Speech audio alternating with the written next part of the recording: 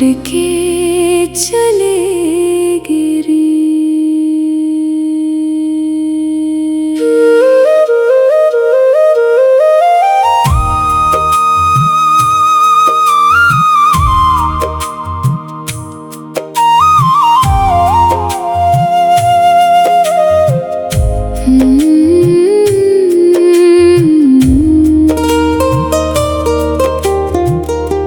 ते कहाँ चले गए रे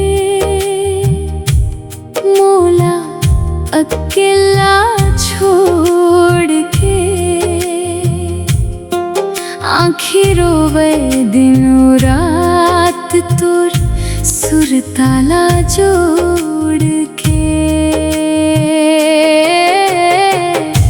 ते कहाँ चले गए रे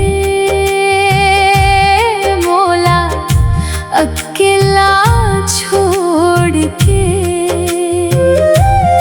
हंसी खुशी के जमो सपना पल भर में ही खो गए।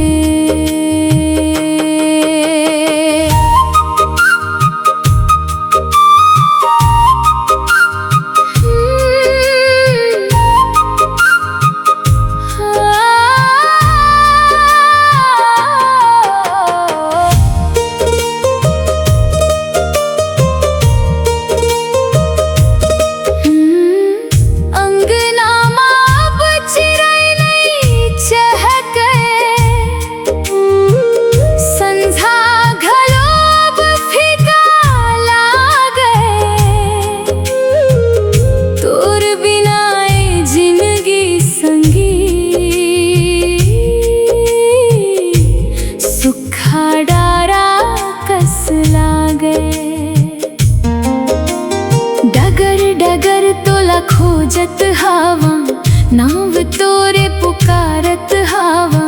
सपना माँ के एक बेर हाल का बर नहीं बतावत हंस।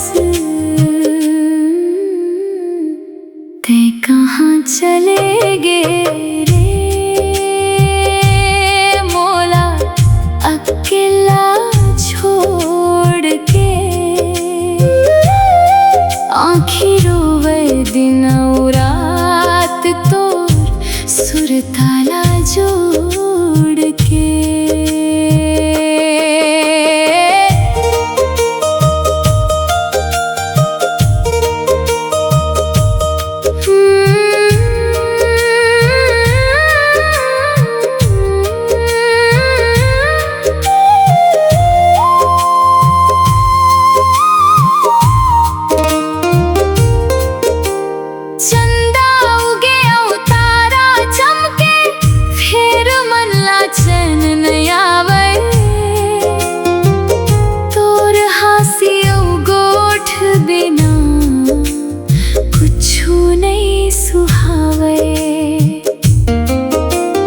कागज लिख लिख के पाते हवा के संग माँ भेजत हवन। जौन डहर तेंगे हंस संगी, ओही डहर ला देखत हवन। ते कहाँ चले गे